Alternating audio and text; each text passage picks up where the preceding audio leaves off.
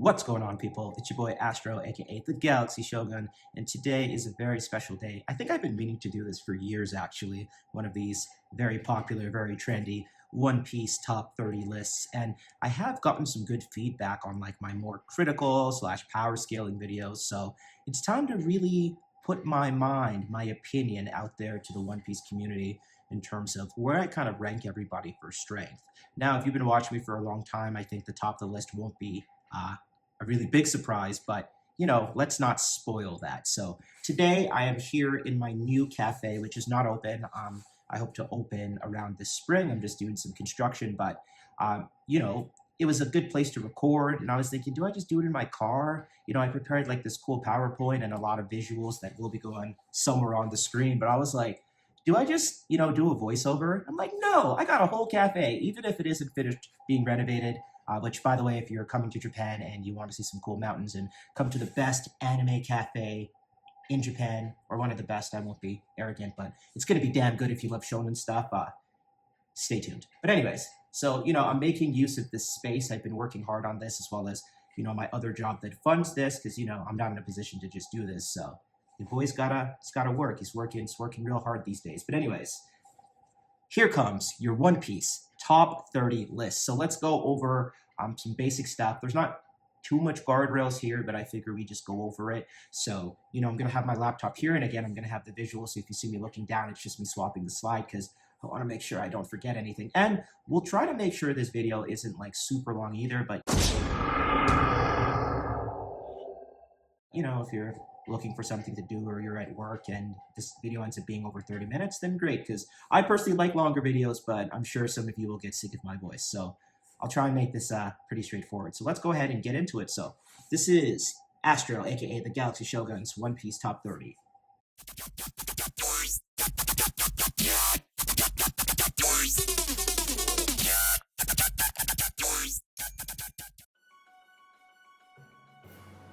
So in terms of exclusions, it's very simple. Characters that are like absolutely confirmed to be dead.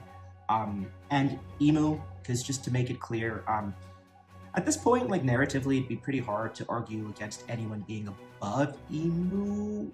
There could be a lot of speculation, but in my mind, at least based on the narrative so far, Emu would kind of have to be number one. And I feel like, yeah, it's kind of a cop-out to exclude him from the list, but I mean, I don't feel like it would be fair at this point to have Emu on this list, so sure, we can give Emu the gold medal. I think Emu is the strongest person currently in the series, but I don't necessarily know that it would be reasonable to rank him. Like, we've obviously, or her, we don't know what the gender of Emu, but yeah, I'm just, for the sake of this being fun, going to exclude Emu, because I feel like that's where a lot of people would assume the number one would be, given all the OP hack stuff that Emu could do, and the mind control, and the downward reversing, and possibly being, the evil demon of the sea, and whatever else. So Emu's going to be excluded. So with that, let's start the list. We will start with 30.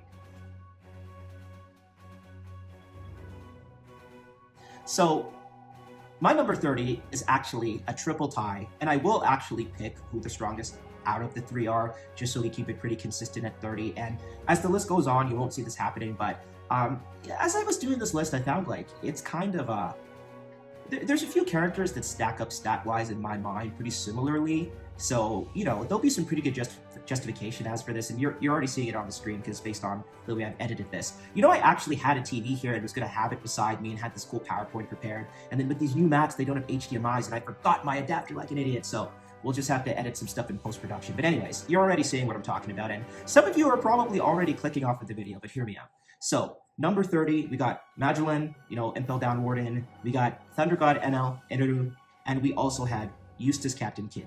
And you might be thinking, that's kind of a weird combo for 30, like, you couldn't just make up your mind and pick one. The reason that I kind of stack all three of these people together is because I think that all three of them kind of have, insane, like, destructive capabilities, but it's kind of circumstantial. Like, Magellan's pretty lethal. If he gets you with his poison, like, unless your name is Luffy or you're like the top of the top, I think it's basically game over for you, to be frank. Even Blackbeard got touched pretty easily by him. But again, I feel like this stuff is all pretty circumstantial. But in certain scenarios, any one of these three, I think, have a pretty good chance of taking out the majority of the people on this list. But just in terms of consistency and other stats and skills, I found it hard to really rank any of them above 30.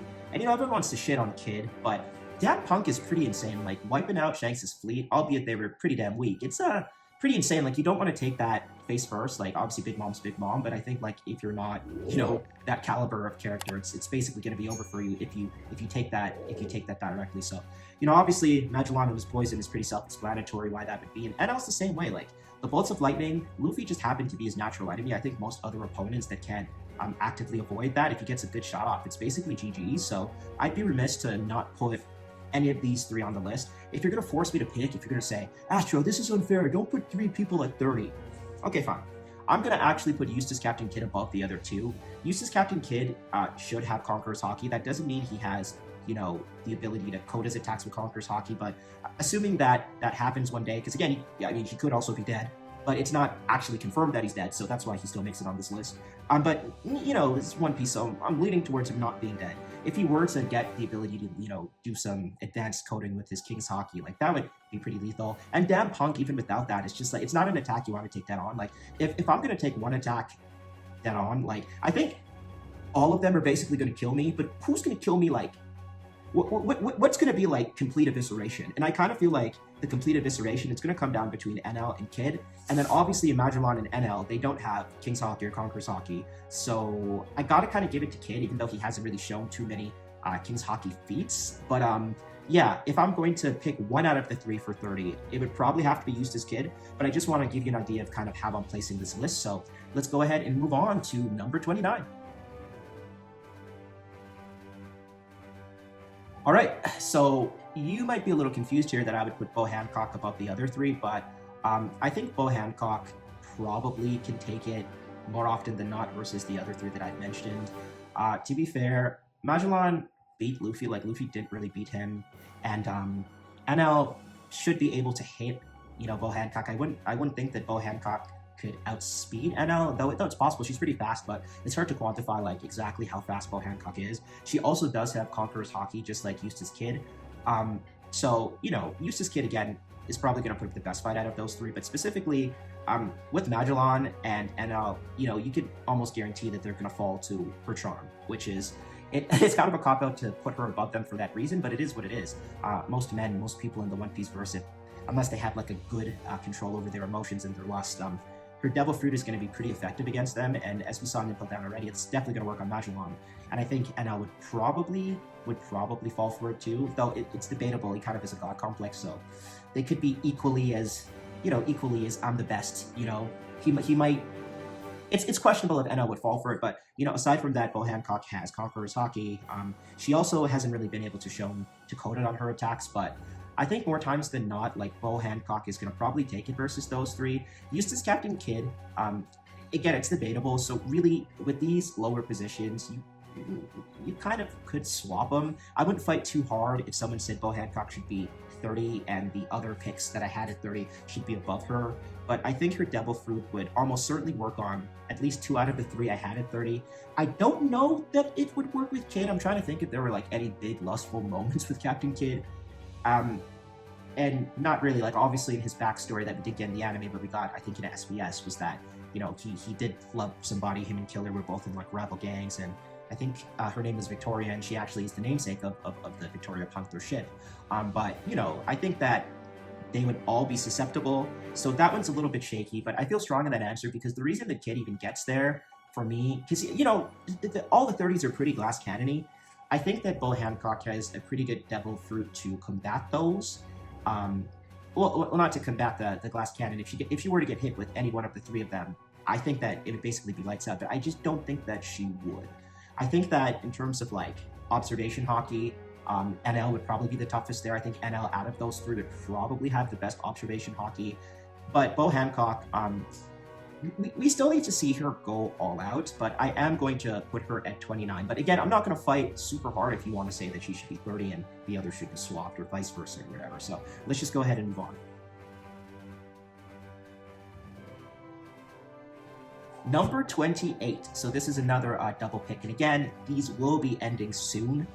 These lower levels on the list, like when I compare stuff in my mind and my interpretation of the story, we get damn close. We get pretty close with some of the ways that I rank them, and it becomes pretty hard to just pick one over the other. And the reason that I pick Ben Beckman versus Katakuri, not versus, that I pick Ben Beckman and Katakuri, I should say, is that I think that Ben Beckman's going to have pretty OP observation Haki. I don't know that Ben Beckman's going to have Conqueror's Haki, but we know Ben Beckman took Kid's arm, which is a pretty good feat. Katakuri obviously is super, super good with his observation Haki, but I don't rank Katakuri as high as a lot of other people. And I know that might be blasphemous for a lot of people, but I'm not going to glaze Katakuri. Like this is the highest he's getting on the list. Like he has superior observation Haki to someone like Bo Hancock, and all the glass cannons, he's going to basically be able to see through everything. And he has a pretty good Devil Fruit. Who knows if NL can affect his Devil Fruit, given that the properties are similar to Luffy's, at least the initial interpretation of what Luffy's fruit was. But yeah, I think that Katakuri definitely is going to firmly sit before Bo Hancock, or higher, I should say, than Bo Hancock or any of the glass cannons that I had at 30. And then Ben Beckman, already, like, we can't confirm they, like, low-diffed Kid, but they're having a good laugh about him taking his arm. Like, Ben Beckman doesn't seem to be particularly bothered. Of course, Shanks made light work out of Eustace Kid and his crew, like Killer as well.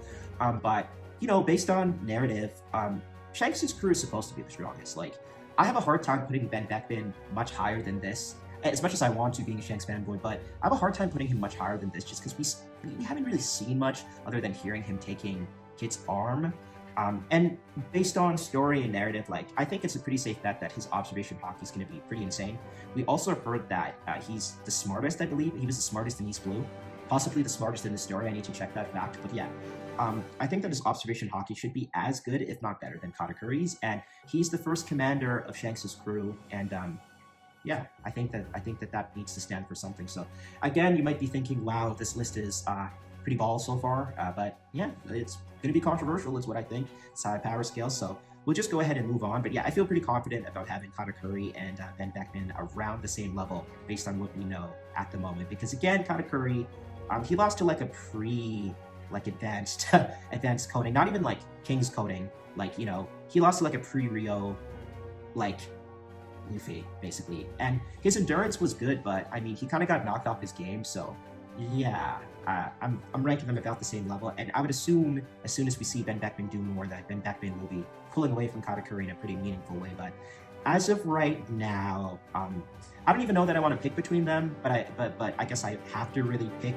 at 28 who would be stronger versus this matchup.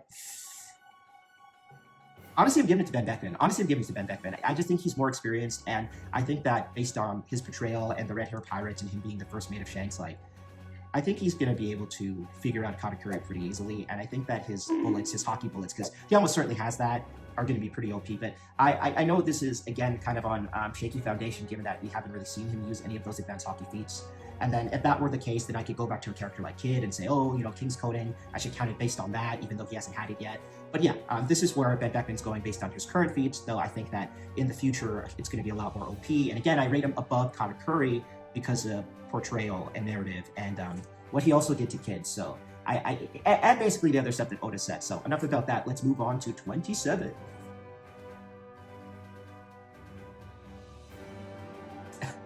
So I can see this one being a pretty controversial one as well. And a lot of people clicking off the video at this point.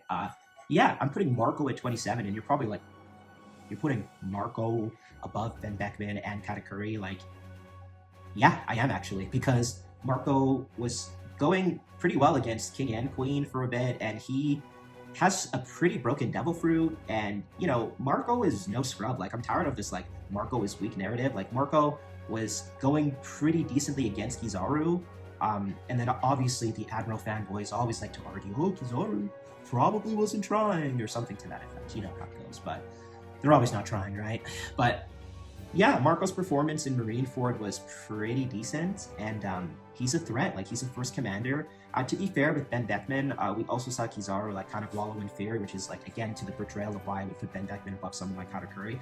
But Marco just has too much on-screen feats for me to rank him lower than Ben Beckman right now, and his Devil Fruit is busted. Like, he just continues to regenerate, and even when he's out, like, he's not really out. Like, you know, like one chapter he's like, oh, like, it's over for me, like, I'm all out, and then like a few chapters later he's back to being useful. So, you know, Marco is friggin' clutch, and yeah, that's the reason he's going to go above, you know, Ben Beckman or Katakuri for me in terms of commanders, because I think Marco, like all said and done, is pretty decent. He's pretty strong in the regenerative stuff and going up against Admirals. I think that, um, I mean, I wouldn't spoil, but I'll say like it's a pretty good performance for a first commander. So that's why he gets to be where he is. So pretty simple for that one. Next, 26. So we're already getting to Admirals. I know at 26 on the list, this could be controversial to a lot of the Admiral fanboys, but I'm putting Fujitora at 26 because Fujitora is pretty busted. His performance in Dressrosa was good. He was going up against Sabo, which was, questionable where that matchup goes if, they were both trying. And that question will be answered, believe me. But, his Devil Fruit is pretty OP. He can bring down meteors. He obviously has pretty good observation Haki, but he hasn't really shown any advanced feats. He doesn't have King's Haki. But I would definitely say that I would give it to Fujitora, definitely like 9 times out of 10 versus anyone on the list before him. So pretty simple, pretty busted fruits. Swordsman, the Gravity Fruit is pretty insane. Like the Gravity Blades, the Blind Tiger, like he's OP. The observation Haki is pretty decent, though we haven't really seen much advanced feats from him. And obviously we've seen advanced feats from someone like Katakuri. I think that his destructive capability is pretty nuts. His fruit is pretty nuts, and I have a hard time seeing anyone prior to, number 26 beating him. You gotta put some respect on the Admirals, and I know you're probably like, oh, 26, respect on the Admirals. Yeah, I mean, we're kind of at the end game of the story, right? So anyone that is even on this list is like a top contender in my opinion. So again, Fujitora, hacks Devil Fruit, should have pretty good observation Haki. That's why he gets here where he is. All right, so 25. This is going to be kind of controversial for some. But yeah, I'm actually putting King the highest on the list in terms of first commanders, because I think being a Lunarian is just freaking OP. Like, not only does he have a pretty good Devil Fruit, pretty durable being a dinosaur, a dragon fruit, and an Ancient Zone at that, like, his Larian powers are pretty OP. And unless you have, basically, King's Coding, or you're super smart. I think I'll stick to that. Unless you have King's Coding, I think it's going to be pretty tough to beat him unless you have some other hacks going on. So yeah, I think that it kind of speaks for itself. Like, King is pretty OP. I know some people would like to put Katakuri above King. I'm not one of those people. I think that it's pretty clear that King is stronger than Katakuri in my opinion. Of course, King doesn't have, the observation future sight feats that, someone like Katakuri has, or you can even make the argument that King probably doesn't have as good, or won't have as good observation Haki as somebody like Ben Beckman. But, what we've seen from King was pretty insane. His destructive capability is insane. His durability is insane. He could toggle that with the flames being on and off, with the speed, being basically invincible. Like, I think King is going to give most people a hard time. So, yeah, that's my justification. If I'm being inconsistent, feel free to let me know in the comments. But I think King's durability and his destructive capability are just too much. And I mean, Marco kind of has a similar thing going on, but Marco's destructive capability is just not as high as King's. And yes, Marco was fending off King and Queen, and I did use that kind of as an upskill for Marco. But if it came down to it, I don't think that Marco has what it takes to, like, beat King, like, honestly. So, both pretty strong characters, but I would say King is probably the strongest first commander, because being a Lunarian is pretty OP. We know inverse what that kind of means and how important and special that is, and obviously, like, that was one of the best fights in the story. And again, I'm not even a Zoro fanboy. Like, I'm not one of those people that, like, you're gonna see. I'm not like a Zoro fanboy. I'm just trying to be, like, decently objective here. I think that Arbor King's feats have been pretty insane. So yeah, let's go ahead and move on.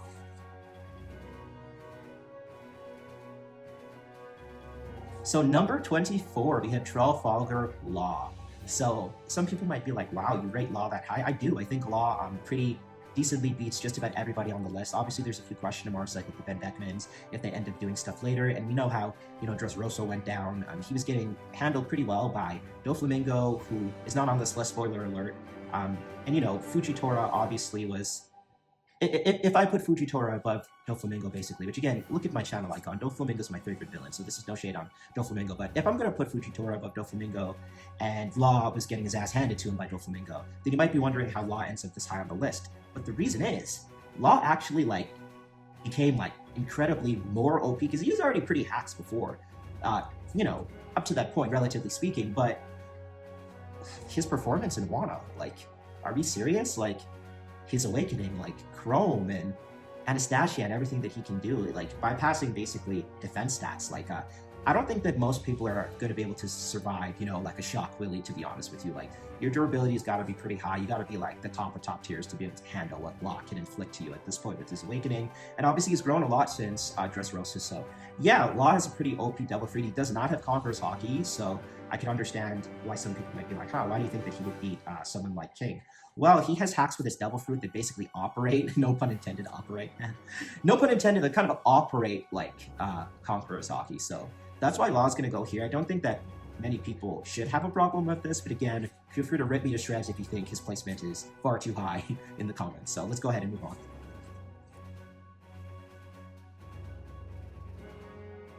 So number 23, I have Sabo. So I feel like for every pick, every slide, someone's going to think it's controversial or click off the video, but it's okay. It's supposed to be a pretty controversial list. I put Sabo above someone like Law, and going forward, I'm just going to briefly talk about why this person is going to go above the last person, because you should get a pretty good idea of why they would beat the rest of the people in that case.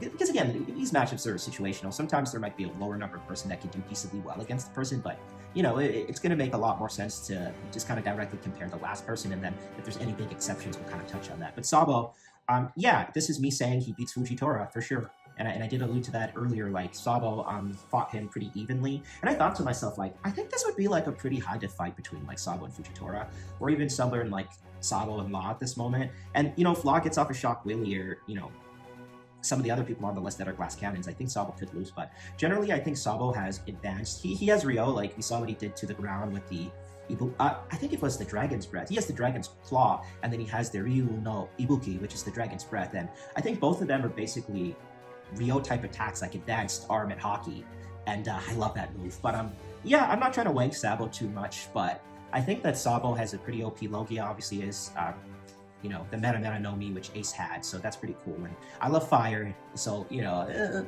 you could say this is being a little biased, but I think that Sabo had enough, you know, Haki training prior to getting a pretty OP Devil Fruit for me to feel pretty good about this ranking, because I feel like his attacks are going to hurt. Like, I think he's pretty good on all his Haki stats.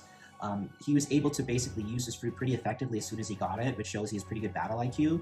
And against someone like Fujitora's Gravity Fruit, like he kind of can do the same thing like against Law with the OP hacks and just kind of spread his flames or figure out ways pretty quickly to get around that. In terms of like Law attacking him with a bunch of stuff like he did to Big Mom, or Fujitora bringing down meteors, or anyone else that could do stuff like that, I think he's pretty well equipped to just destroy it from the inside with advanced arm and Haki. Again, he doesn't have Conqueror's Haki that we know of right now, but I think he's going to do pretty well. I think he's going to do pretty well because, you know, his performance, Sabo and a few good men, of course, people will try to agenda that, but he had a pretty good showing in Mary Jo's. So, you know, I think that everything that we've seen from him so far, I'm pretty confident with that ranking. Hacks Devil Fruit, pretty good Haki, even though he doesn't have King's Haki. Really good Haki, I should say, not even just pretty good. So yeah, I think Sabo is going to continue to impress us. So yeah, he gets 23. So let's move on to 22. So I have to kind of what am I saying here? This might be a good time for a water break.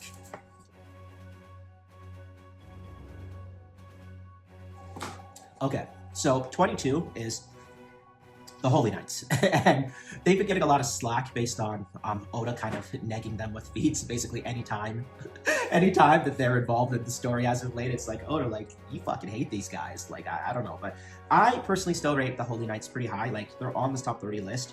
I'm excluding Shamrock from this for reasons that you could probably guess.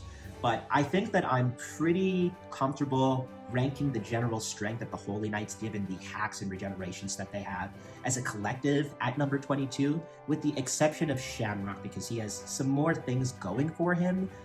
So yeah, I think that the Holy Knights, their regeneration, everybody prior to number 22 may have some issues dealing with that. Like, there are characters that have Conqueror's Haki, but they cannot apply Conqueror's Haki coding. And we haven't really seen that, correct me if I'm wrong, from many of the people that I put prior to number 22. Though they might have Conqueror's Haki, we just haven't seen it applied. So until then, I'm pretty confident with having them here. I mean, as soon as you can apply some Conqueror's Haki coding to your attacks, they're light work, I'll be honest, but most people in the story can't do that. Like, even if you're a top tier with Conqueror's Haki, a lot of people in the story, like, don't really have the ability to apply it. Like, that's a top tier ability. So the Holy Knights, as much as people want to give them slack, like, there's some pretty good Devil Fruits going on. Especially Killingham, I think his is pretty good. Gunko could obviously be possessed by Emu, which is really hacks, but I don't know that it's really fair to call that her power, given that that could happen with the seal to any of the rest of the Holy Knights based on what we've learned in recent chapters with Herald. Which, oh my god, Elboth. Like, seriously, top 5 arc.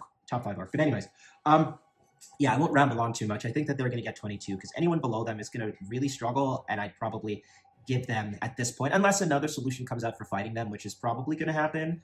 But yeah, anyone below that is probably not equipped to fight the Holy Knight. So let's move on to 21.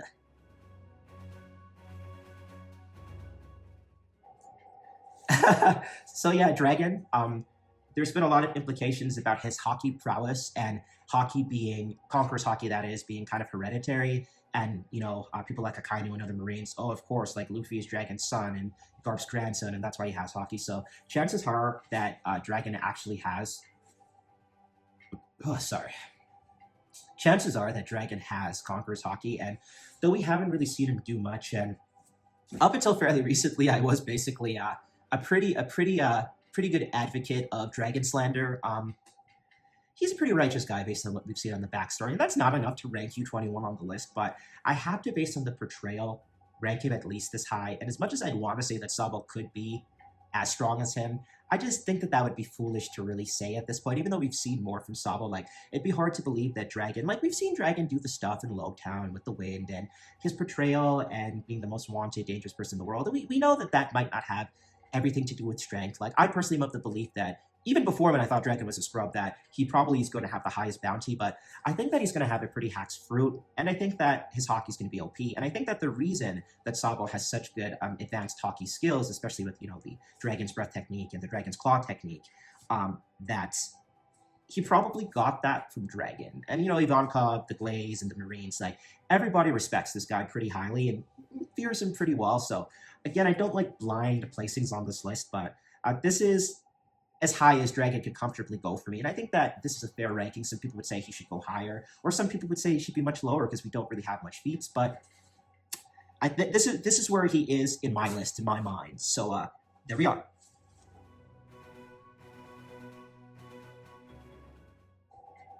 Number 20. Now, this one is probably going to be like a huge, like, what the fuck for a lot of people. Shirahoshi.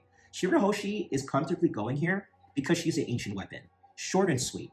Not many people are going to be able to go against the Sea King. She is literally an ancient weapon for a reason. She's a frail person, but as soon as she's in distress, like, all these Sea Kings are coming to demolish everything, basically. And I don't see anybody, including Dragon, unless he ends up also being some sort of ancient weapon or having access to one, really putting up a good fight against a bunch of Sea Kings that basically they have pretty good portrayal, and they have some pretty good hype. And I don't really want to hype scale, but she's a fucking ancient weapon. Like, she basically needs to be above all the other people that I mentioned, because I don't think that anyone else that I mentioned really will have a good shot against a bunch of fucking ancient Sea Kings that, again, this is a lot of hypothesizing, I suppose, but is anyone going to be surprised if these Sea Kings and stuff have Haki and can do, like, a bunch of hack stuff? Like, you're not going up against, like, one. You're going up against, like, a pretty small army. Like, I don't know that it's hundreds of them, but these things are huge. Like, I don't know that you're going to be able to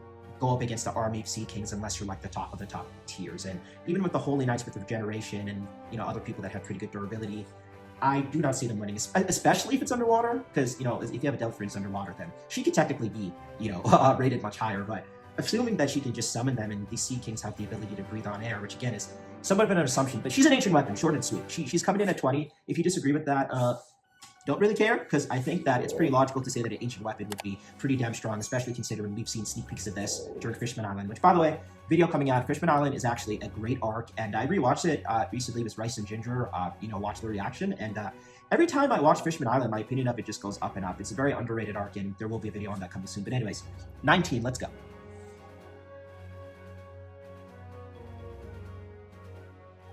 Okay, so for 19, we have the Gorosei. So the Gorosei kind of have a lot of the same things I said about the Holy Knight with the regeneration, but they have pretty hacks fruits as well, and all of the Gorosei have Conqueror's Haki.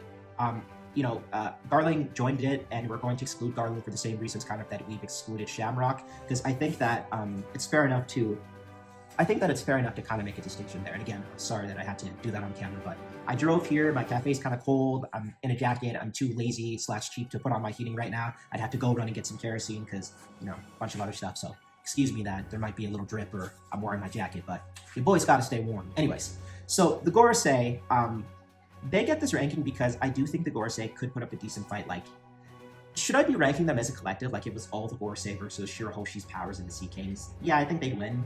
On like an individual level, I rank them all about the same with the exception of Baby Garling. So I think that the Gorosei are pretty OP, definitely stronger than the Holy Knights because, you know, we found out about the seals and all that fun stuff. But yeah, I think that their Conqueror's Haki is going to put them on top. And against the Sea Kings, I think that they're going to be able to do some work. Even if it was like one of them versus all the Sea Kings, I might still actually give it to Shirahoshi. So these are kind of interchangeable, but, you know, they can regenerate and they seemingly have near unlimited stamina unless faced with like Joy Boy level Haki. So, you know, I do feel pretty good about putting them above Shirahoshi, even though she's Poseidon an ancient weapon.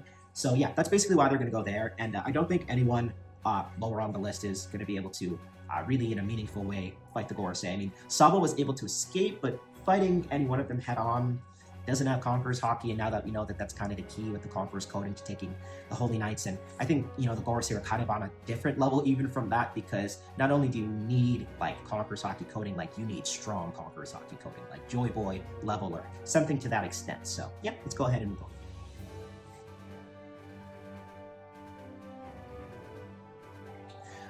Okay, so speaking of that, we have Yamato. So this is where we start getting into the people that actually can use Conqueror's Haki coding.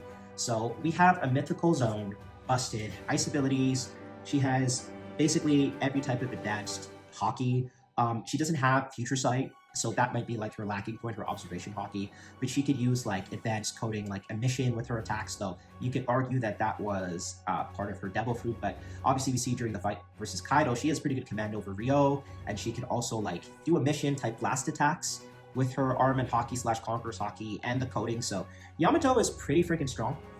Yamato definitely deserves to be this high on the list. Like, you might be thinking, okay, so you think Yamato's beating an Admiral? Yeah, some of them. Yeah, to be, like, I don't even want to spoil, but Green Bull's not even on this list. Like, I think, like, if we were, and again, we saw, like, Yamato and Green Bull at mono, but I think if it was, like, a mono-on-mono, like, you know, Yamato versus Green Bull, I actually do lean towards Yamato. I think that whole Wano interaction was more like oh, like, Momo, you should handle this in the scabbards. But, you know, I don't see any reason on paper that Yamato should be able to handle like a Green Bull or a Fujitora, even like any one of the single Gorosei, because she technically has what it takes, and she has a really busted Devil Fruit. So, like, you know, I think that with the information, like if Gaban were to say, hey Yamato, all you need to do is apply your coding like this, she's a pretty good shot against any of the Holy Knights and a pretty good shot against some of the Gorosei, which again, that sounds blasphemous, but on paper, she basically has it all. Like, if she had better observation Haki, like, she'd be way higher. But her feats are legit. Like, don't nag her. And again, sorry about the pronouns. I know Yamato likes to call himself he or she, but you know, I'm just in this case referring as she. So if that offends anybody deeply, I'm sorry. But for the sake of this video, that's it. It's not any huge political statement that I'm trying to make. It's just my perception of this is that Yamato sees herself as Odin. So any of this could be acceptable, though I know that's obviously a very debated thing, but I tend to call Yamato she, so that's kind of where we're at with that. Anyways, so Yamato, I think that she is pretty OP. You know, she could do the Thunder Bagwas and all the crazy stuff, and her Devil Fruit's OP, and she has Conqueror's coding, so yeah, that's it. Let's move on to 17. Number 17, Shamrock. So this one does kind of use a bit of assumptions, because sometimes, you know, Conqueror's Haki is supposed to be hereditary. I'm making a big assumption that because Shanks is Conqueror's Haki, there's a decent chance that Garling and Shamrock should also have it. They're pretty thoroughbred at Holy Knights.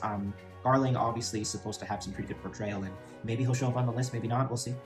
But, you know, Shanks is Shanks, and we know what Shanks could do, and, you know, we have the current leader of the Holy Knights. You know, I guess Garling is still technically the High Commander, but, you know, Shamrock is kind of taking that role based on the stuff that we've seen right now in his title. And he has a pretty broken Devil Fruit in a Cerberus. He has a mythical, I believe Cerberus is a mythical zone, his sword.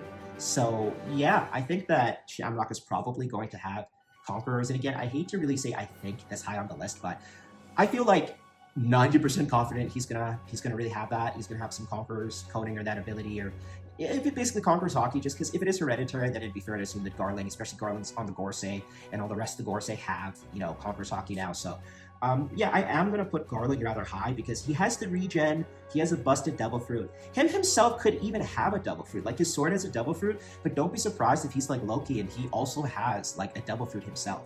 Like, that would be pretty insane. So, we got a pretty thoroughbred swordsman here that, looks pretty lethal, and, again, we're not necessarily sure, but I'm pretty confident putting Shamrock here based on the fact that story-wise, he probably should have Conqueror's Haki. He probably will be able to apply that pretty well. His Devil Fruit is both broken, and there is the possibility that he has a Devil Fruit himself, plus the regeneration is kind of broken. So I think, like, I'm being charitable because I'm not going to say that he's, like, as strong as Shanks, but I'm taking kind of the basics that I think that I could realistically give him, like, family-wise, being from the same family as Shanks and Garling, and, I think this is a pretty fair spot to put him. And again, if he had to face someone like Shirahoshi or the Sea Kings, yeah, Shirahoshi, Poseidon powers, it's questionable if he would be able to take them out, but I'm leaning hard on the fact that he'll have pretty good control of his Conqueror's Haki. If we find out that he doesn't, then I think he'll fall pretty significantly on the list, unless he has another busted Devil Fruit aside from the Cerberus that his sword has eaten. So.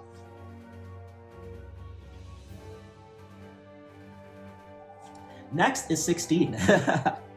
Yeah, we got Garling. So I don't rate Garling too much higher than Shamrock at the moment because, we've already seen the Gorisei, we've already seen the Holy Knights. I'm not going to rank Garling so much. He kind of got his ass handed to him during the flashback. Now, to be fair, that was against, the top of the top tiers. Like, you're fighting Roxy Zebek, which obviously, I think I'm going to do like a, of all time, like Dead or Alive top 10 list, and I'll make that as a shorter video.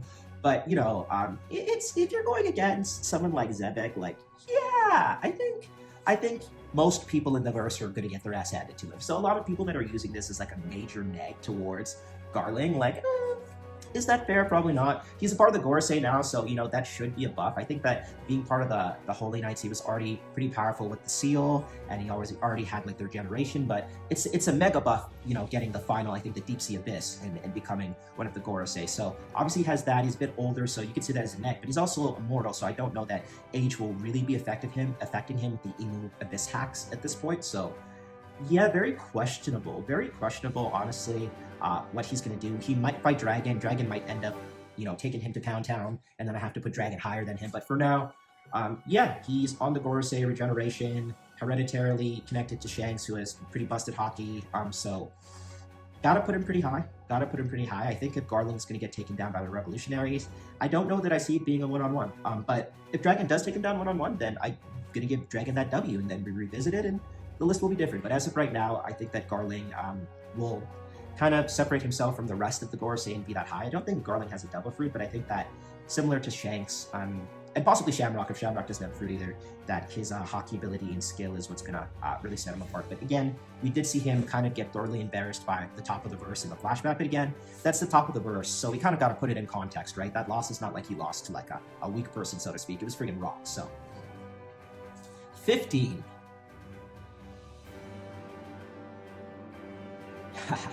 Scopper Gabon. So you might be thinking, wow, you're putting Scopper Gabon above Admirals and all of the Gorisei and Holy Knights. Yeah, I think I am. Great control of his Conqueror's Haki. Obviously has Conqueror's Haki. He has Future Sight as well. He used Future Sight, so he's already shown like all the advanced types of Haki. Obviously, he knows how to coat. He's been to Wano, so again, this is a probably, but I'd assume he knows how to use like advanced just armament too with the emissions in Rio and all that type of stuff. So like he's a Haki master. He was basically taking Luffy and Zoro on pretty well. Like Luffy had to go gear 5th, which is kind of crazy. Obviously, it's not like it was an extremely high diff fight for Luffy. Like he wasn't trying to kill him or anything, but it does say something. That old man strength, man. Like this is the number 3 or arguably the number 2.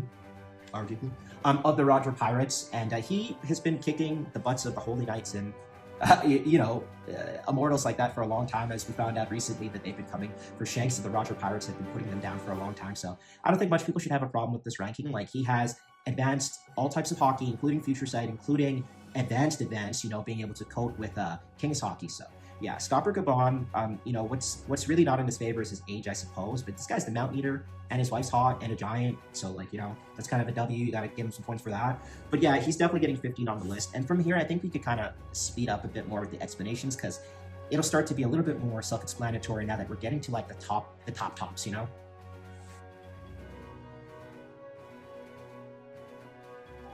So Silver's Rayleigh. So Silver's Rayleigh. So Silver's Rayleigh, you could interchange Gabon and Rayleigh, but everything I said about Gabon goes for Rayleigh. People want to put Rayleigh really low on the list, but he is basically every type of advanced Haki. We see him, you know, using his King's Haki a lot in the story, so, you know, he's a pretty good master of that. In terms of using, like, King's coding, I guess we haven't technically seen that. I guess we haven't. Well, we have seen that because he was able to stop. He was able to stop. He was able to stop Summers in the flashback to save Shaki. So he did use King's coding there. So we have seen that in the flashback, and he's obviously probably built on that throughout. So Rayleigh and Gabon, you could probably say they're interchangeable. But again, Rayleigh is known as, you know, the right hand of the Pirate King, you know, the Dark King himself. So Silver's Rayleigh, I do think I would put him above Gabon, but I think that they're probably pretty interchangeable in terms of strength, like quite close. So yeah, everything I said about Gabon, we know a lot about Rayleigh. He's Luffy's teacher. Man, like, the old man gotta get respect. Like, this is the OG, one of the strongest to ever fucking do it, and he's still out here scaring emperors away. Like, you know, I mean, he even says himself that fight went down, it might not have been too good for him, but, you know, we gotta put some respect on Silver's Rayleigh, the Dark King. So. Next, we got Kizaru. So, yeah, I gotta put respect on Kizaru's name. Like, there might have been a time where I would have said that Marco was pretty scalable to Kizaru, or any of the first commanders are pretty scalable, and I don't think it would be like a low diff for Kizaru versus a lot of people lower on the list, including some of the first commanders or Rayleigh. I think it'd be pretty high diff, but we kind of saw what happened before with you know, a matchup between Silver's Rayleigh and Kizaru. So with Silver's Rayleigh and Kizaru, I don't want to use the age thing, but yeah, you know, some of those guys are old, and Kizaru's pretty hacks. I know he doesn't have, you know, like Conqueror's Haki, but I think that his Devil Fruit is pretty OP, and he, like, moving at the speed of light, like, you gotta be well equipped to kind of go against that. And, you know, he was able to go decently above Gear 5 Luffy, or against Gear 5 Luffy, and some people could argue, like, he wasn't trying hard because mentally he was kind of worried about some stuff. But, yeah, you know, we gotta put some respect on the Admiral. So I think that Kizaru is pretty OP overall, and being one of the top, you know, defense forces, powers of the Navy, it's gotta count for something. So I do think this next, number 12, Kuzan is stronger than Kizaru. Kuzan now is about to call him Aokiji, but, you know, he's not really with the Marines anymore. Not with the Marines, we'll see. So, you know, I decided that I was thinking, can I make an argument that Kizaru could be stronger than Aokiji? I guess I could, but I think Aokiji is pretty hacks with the ice, and, you know, I think that his physical stats are probably better, and his hockey is probably better, given that he was trained by Garp, so that's gotta count for something. Like, he was, like, one of Garp's, I don't want to say Garp's original student, because that could be Bogard. We don't know how that backstory is going to transpire, but one of Garp's original students in Aokiji, and his ability to punch the battleship bags, didn't expect him to be that physically strong, so that's kind of why I'm going to put him against, or I guess above someone like Kizaru. So yeah, I think Aokiji is pretty OP. He obviously went pretty high diff against Akainu, so yeah, we got to put some respect on it. I think Kuzan is pretty damn strong, and yeah, that's where he's going to land.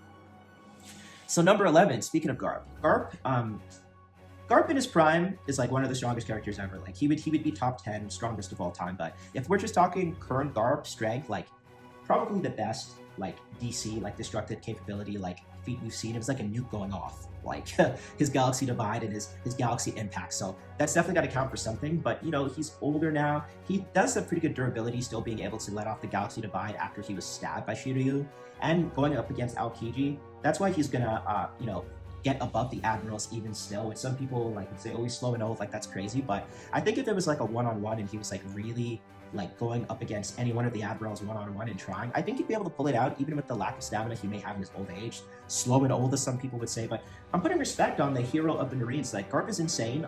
I never thought I'd like Garp as much as I do. Like, his attacks are nuts. I just, bro, like, like, do we need to play the clips? Like, it was like a nuke going off.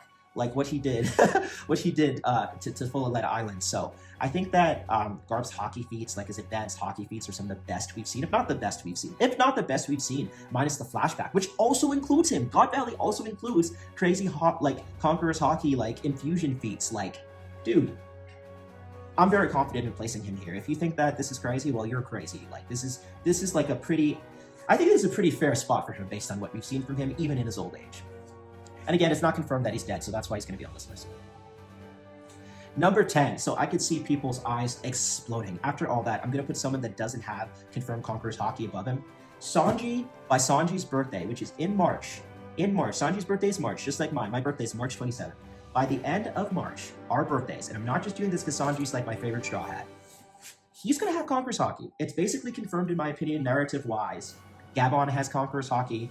Sanji's going to have Conqueror's Haki. It's not just going to be that Luffy and Zoro will be the only ones capable of fighting the Holy Knights on the Straw Hats. You know, Usopp might get it just kind of as a gag. Oda's kind of been setting up for it, so we can definitely see Usopp getting it as well. If Yamato joins the crew, obviously that'd be another person, but Jinbei's not going to get it. You know what I mean? The only people on the crew that I see possibly having it, like Loki, if he joins, which I don't think he will. I just think, like, I don't know how that's going to work with the size, but I guess, like, in a world where Yamato and Loki join the Straw Hats, if not even for the final battle, then we'd have Luffy, Zoro, and then we'd have confirmed Loki and Yamato, so that's 4, and then we'd have 5 with Sanji having Conqueror's Haki. So Sanji has Germa hacks. Like, can we just realize that this dude is so fast and so deadly that Kizaru, and I'm comfortable putting him above Kizaru, I am. Like, people are going to call this wank and controversial.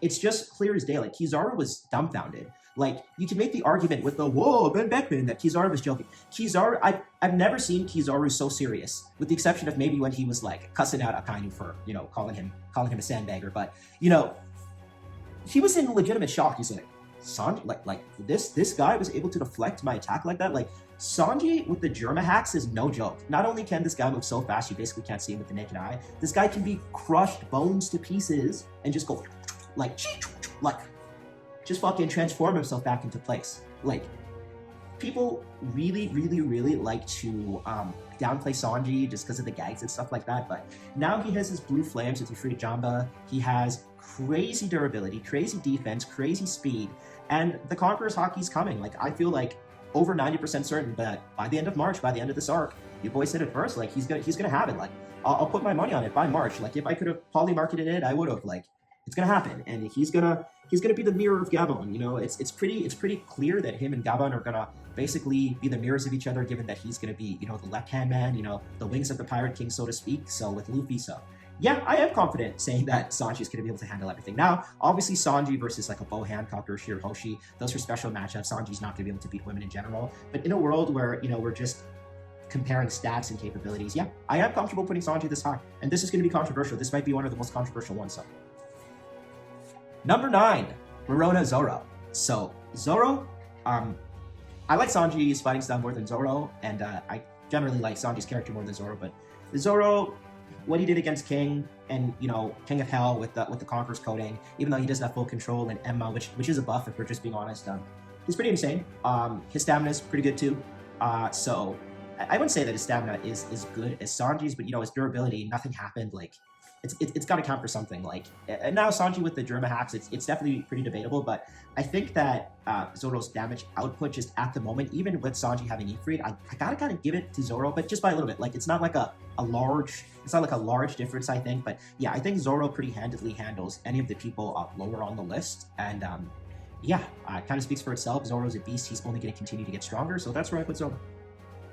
So, number 8, Loki. So, this one could be seen as controversial as well. I know a lot of the Zoro fanboys will say it's blasphemous, but yeah, I think that Loki should definitely be stronger than Zoro and anyone else before the list. So, not only does Loki have the legendary Double Fruit, which seems to be some sort of mythical zone or something like that, you know, because we just saw the silhouette and there's claws, and I'm leaning towards Fenrir, which, you know, I think I said that in some earlier videos, but I'm definitely leaning towards that. Not only does he have the mythical Double Fruit that there's so much hype, it's one of the fruits that obviously Rock City needed to be able to take down Emu, so crazy hype there. And then he has Ragnir, which also has like a squirrel fruit, which could also be like in reference to another, like, you know, Norse mythology, like god. So we don't exactly know what fruit that Ragnir has, but that's pretty insane. 2 Double Fruits kind of go in there, so a little Blackbeard action in a sense. And then, you know, he's an ancient giant. So that's pretty insane. And if that weren't enough, he has Conqueror's Haki, and he can use Conqueror's Haki coding. And Herald is supposed to be super, super, super OP, and we saw he just like kind of demolished him. Like no one had a chance, basically. And this was, and mind you, this was like Gabon and Shanks teaming up. Mind you, this was years ago, but this was them teaming up against Herald, and Loki kind of came and like in one chapter, like made light work, given the hacks with Ragnar and the hacks with himself and the Conqueror's Haki that he had. So yeah, Loki's OP, and I can't wait to see what he does the rest of this arc, because it's gonna be damn epic. Like Elbaf it might end up being a top 3 arc for me, I'll be honest. So yeah, if Loki joins the crew, that's one of the reasons I feel like he can't join, because like unless Zoro and Sanji get a huge buff, like both of them this arc, I don't see any feasible way, given how strong that Loki seems to be or is being portrayed, that I could argue that Zoro or Sanji would be stronger than Loki at this point. Number 7, Marshall D. Teach Blackbeard. I do think, even though Blackbeard does not have Conqueror's Haki, because you'll be like, oh, I thought everybody needed Conqueror's Haki. He's Rox's son, based on the hereditary thing. It could come, or it could not. This could be like the one exploitable weakness, and eventually when it comes down to Blackbeard versus Luffy or whoever his endgame, opponent ends up being, or like the Blackbeard versus Shanks, when we inevitably get that, that could end up being his big weakness, because obviously having like 2 busted Devil Fruits, like one Devil Fruit just negates Devil Fruit powers, and then his other Devil Fruit is like pretty pure destruction. But Blackbeard has kind of been hoed before, so it's not even just like it's like a Blackbeard. You can make an argument of putting Blackbeard much lower on the list, but I think that Blackbeard has some more things in his arsenal that we haven't seen. We don't know what's going on with his body, but I think that his Haki will probably come out at some point, and I feel pretty confident based on the hacks he has. Because again, you could say like, oh, Zoro and Sanji, they don't have Devil Fruit, so they should be able to put up a pretty good fight against Blackbeard. But he technically has like the strongest Paramecia, if you ask me. I was going to say aside from Luffy's, but Luffy's is actually his own if we're being technical. The Guruguru is broken, and then obviously the Darkness Fruit is insane too. So I think that Blackbeard is going to show us a lot of stuff. I could see an argument for Blackbeard being lower, but being one of the Emperors and having 2 Devil Fruits and being Rox's son kind of feels blasphemous to put him anything lower than this, so that's what he's going to get. And sorry, I kind of keep looking aside sometimes. I have big windows and I need to put some blinds up at my cafe, so occasionally when there's a loud sound, it's super dark outside and it's in the mountains, so I kind of just like, oh, like, what's going on out there? Is that a bear? There's been a lot of bears in Japan lately. It's people. There's a laundromat beside me. And they're probably wondering why there's a random black dude in a cafe with a camera in front of him. But anyways, number 6. Yeah, so Dracula Mihawk. You know what? Like, I like to call Mihawk a fraud, and I do think that there's some validity to that argument, but he has to get number 6. Like, I know technically he's not confirmed to have Conqueror's Haki, so, if I want to be provocative and I really want to make an argument versus a certain someone, I am going to pull that one out. But in the case of this list, I'm making other assumptions of people that really should have that ability. Mihawk is dealing with every person under here pretty easily based on his portrayal and his matchups with Shanks, and obviously I rate Shanks pretty high, as you're going to see. He has to have King's Haki, and if he doesn't, he's absolutely a fraud. But right now, I'm going to give him benefit of the doubt. I mean, his showings versus Vista and other swordsmen aren't necessarily great, and he did kind of shake in his boots versus, or with the thought of going up against some of the other emperors, even including Luffy. So that's some things against him, and I'm not trying to neg him. I mean, he's getting number 6, but he's the world's greatest swordsman, and I would have to assume that his ability and his Conqueror's coding in his sword skill, it's going to be insane. And he's Hawkeye, so we're going to see some pretty insane stuff from his Conqueror's Haki. Like, I'm almost certain there's going to be some nut stuff going on with his Conqueror's Haki. Like, they're not going to call him like Takenome, like Hawkeye. And like, they're not going to call him that for no reason. It's Observation Haki. It's been yet to be seen, and it's something with the eyes. We'll see if he has any connection to the Holy Knights, or possibly being another like defected Tenryubito, like Celestial Dragon lineage, similar to like Shanks or Doflamingo or something like that. We'll really have to see if that comes out. But if I were a betting man, yeah, he's going to have that. I don't think he's going to have like a mark in regeneration. If he does, that'd be kind of nuts. But I definitely could see him being connected to, the whole Holy Knights, or possibly the Tenryubito in general, or something to that effect. Or even directly Imu.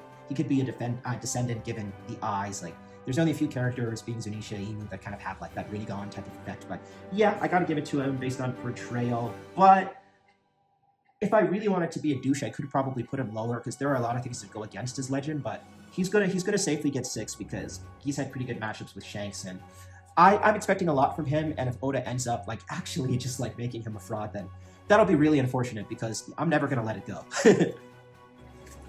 Number 5, Akainu. So yeah, he's gonna be the strongest admiral for me, especially at this current moment. Akainu during the war was insane. Even though Whitebeard was like sick, old, and injured, like taking some of those attacks head on, like abilities that should technically be able to destroy and do massive damage to like the world and destroy the world based on hype that Sengoku said, like kind of insane that he just gets up and continues to be like insane and like going after people, killing people, raining down molten magma, volcano fist, like in terms of destructive capability, like kind of insane, kind of insane. So I don't remember if Akaina is actually a confirmed Conqueror's Haki user. I need to look into that. I feel like he might be, but off the top of my head, I want to say that it's maybe not confirmed. But this has been an hour so far of me ranting, so excuse me, we're getting near the top of the list. But yeah, I think I'd be pretty safe that I'll probably have that. His durability is insane. His Devil Fruit is just like nuts. Like, speaking of Devil Fruits that just kind of beat everything, it's just like a souped up version of the Marimara no Mi, and it's just like not a lot of abilities are going to be able to withstand that. Like, it's magma, like it's destructive. Like, it's one thing Odin being able to, which again, Odin's not on the list, he's dead, but it's one thing being able to like be in burning oil, but it's a whole different thing kind of being in like molten volcano magma and stuff like that. So that's pretty insane. I think that his feats in Marineford definitely, and beating out Kiji and all that stuff, like he's a tough cookie. So I'm pretty comfortable with even putting him above Mihawk and all the rest of the people. I think it's a pretty fair spot. Number 4, Big Mom. So I firmly put the Yonko above the Admirals. That's just how it is for me. Yonko definitely are going to be above the Admirals. Like it's just the way it is. Big Mom, she's kind of a gag character, it feels like sometimes, but let's not underestimate Charlotte Linlin. Hacks Devil Fruit with the Soul no Mi. Durability is insane, okay? Durability is insane. What she can do combining the spirits and her weapons, and, she is Conqueror's Haki. We didn't really see a lot of advanced usage of her Haki, but I'm almost certain she could use it, given her power level. But her durability is a problem. Like, not many characters are going to really be able to go up against her. She's a beast. Her destructive capability is also insane. Her physical, basically her physical strength is nuts. Like, she's a freak of nature. She's a monster. So yeah, it doesn't take much explaining for this one. I don't think that anyone could reasonably make an argument that any of the Borosir or the Holy Knights, even characters that we met later, would be able to beat Big Mom. Any of the top 10, like, really, you could kind of say, like, like a Loki or a Zoro could get to a point soon. You could even argue that Loki, given his current power, could probably take down a Big Mom, So the only person that I really see, like, really being like all right, we could technically, I might give you that Loki should technically be able to take out Big Mom, but yeah, that's where we're at with that. Big Mom gets number 4. Number 3, so yeah, the King of Beasts, Kaido. I don't understand why people, like, really want to, like, kind of, as of late, like, kind of downplay Kaido. This is the guy that the lore says basically one-on-one, like, bet on him. He has, like, 5 people that he's listed that he basically says himself, these are basically the only 5 people that are even capable of fighting me. And then there's Luffy as well, given that Luffy was able to beat him, and we haven't heard Luffy yet. So yeah, I mean, you could probably make an assumption about that, and I will I will touch on that because some people are thinking, wow, like you really think that. But anyways, Kaido's a beast. Obviously he has the fish fruit, Monoryu, which is insane. He has the Azure Dragon fruit. So Mythical Zone, super busted there, insane durability. King of Beasts, it took like friggin' Herculean effort to take him down. But to be fair, Luffy did unlock Year 5 later in that, and I'll explain shonen-wise why like that actually kind of matters a lot. But yeah, Kaido is comfortably taking anybody below him on the list, including Big Mom. I know Big Mom probably had the up on him, but like we gotta just kind of look physically. Like Big Mom kind of let herself go. If Big Mom was kind of keeping in shape and all this type of stuff, I might be like, yeah, but in terms of physical strength and all that other stuff, yeah, I think I'm giving it to Kaido. Like, I think that they're close, but I think that Kaido's feats and his durability through Wano, especially holding an island, which some people like to say, like, oh, that shouldn't count for anything. Dude, like, no, he's not just lifting up Onigashima for free. Like, I hate to use that as such a big point, but he's not just lifting up Onigashima for free. He's not. Okay? Like, this guy's holding an island, fighting fucking a ton of conquerors, like the worst generation, Luffy, who already has Rio, which is capable of hurting him. Like, not hurting him crazy until he's able to apply the King's Haki on top of it, but, he went against the Scabbards. Like, this guy's just taking hands all night, dude. Like, that sounds weird probably, but yeah, like, I'm not one of these people that are going to downplay Kaido. Like, sure, we wish we could have gotten more from him, but God Valley did kind of add some more spice to his character. So yeah, Kaido, King of Beasts, absolute Chad, Giga Chad. No one is going to make me go up against that guy. Like, no one is going to make me down talk Kaido, really. So anyways, he is number 3. So number 2 on the list, and yeah, this might be controversial. Number 2 is RMC Monkey D. Luffy. So with number 2, Monkey D. Luffy, I am putting him above Kaido. And this could warrant a video on its own, and if I get a lot of like comments and arguments in the comments, I can probably make videos for like every single one of these characters to justify it more. I've obviously justified some people more than others, but Luffy is stronger than Kaido. Luffy's stronger than Kaido, period. By the time Luffy gets Gear 5th, like he just got the power and he's playing around. Like, I would not call Luffy, once he went into Gear 5th, like an extreme diff fight. Like, if I'm being generous, that was like a high mid diff to low high diff. Because, and this is my justification, you can say that Kaido was like at 10 to 20 HP, like 10 to 20% of his health bar by the time that Luffy, got to Gear 5th, and that's the reason that Luffy won. I do not see it that way. Similar to when Luffy goes Gear 4th against Doflamingo. Prior to Luffy going down against Doflamingo, he's getting his ass kicked. As soon as Luffy goes Gear 4th, it's not even fair. It was basically a high-low diff to a mid-diff, in my opinion. Gear 4th Luffy versus Doflamingo. Like, Doflamingo just couldn't really keep up. Luffy's main issue tends to be his stamina. Like, what people need to understand is that Luffy is legitimately fucking rubber. Like, this guy's getting hit. Like, the Conqueror of Worlds, I forgot what it was called. The Conqueror of Worlds, like the super OP attack during the lightning, the Kaminari, like Gear 5 Luffy sequence against Kaido in the clouds. That attack that Kaido did is killing like 90% plus of the verse if you're getting hit with that. And Luffy kind of just walks off that attack. Like, Luffy durability-wise is so insane in Gear 5th. He basically made light work out of Kizaru, even though you could argue that Kizaru was not taking that seriously and that obviously he helped Luffy with the food is what was basically highly implied, or if not confirmed by Oda at this point. Oda loves Luffy, and it's like, you gotta realize what he's trying to say at this point. Once Luffy entered Gear 5, it basically like, okay, for the sake of the fight at the end of the arc and getting it climactic, like, with the Batarang gun, yeah, you want to make it look like a struggle, but because Luffy was also fighting. Luffy also like had a tough battle. Like he didn't like directly go up against like Big Mom for a long time, but he was getting his ass kicked and he was getting knocked out. But the fact of the matter is, if Luffy had Gear 5th from jump as soon as he got to Onigashima, I think that 1v1 Luffy beats Kaido. That's a probably unpopular opinion. I'm sure it's a controversial opinion, but I think it's just objectively true that when Luffy transforms, it doesn't matter if he's getting his ass kicked before, everything prior to the main character transforming into a new form is irrelevant. It's like prior to Goku turning, Super Saiyan, Frieza's beating his ass, or prior to Ichigo fighting Ukiura and getting like Vaste Lord or anything like that.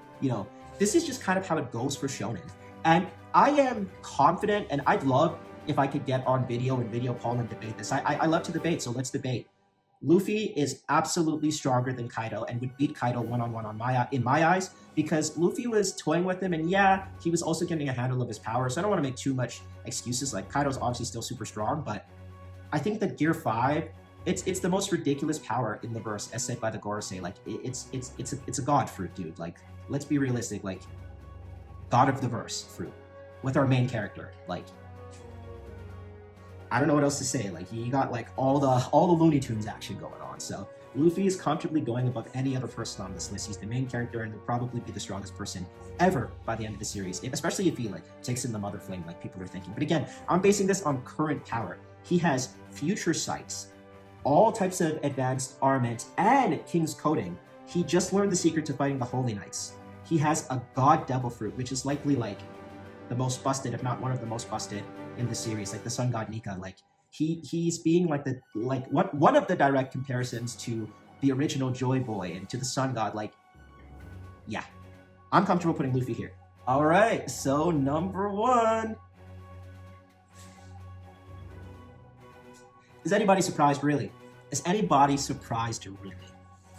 The King of Kings, the God King, the guy that has basically everything going for him except for the first chapter of the manga and around episode 7 or 8 in the anime. Aside from that, like, what doesn't Shanks have?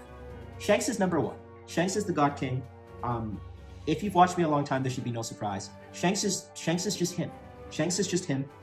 Let's just go through the feats.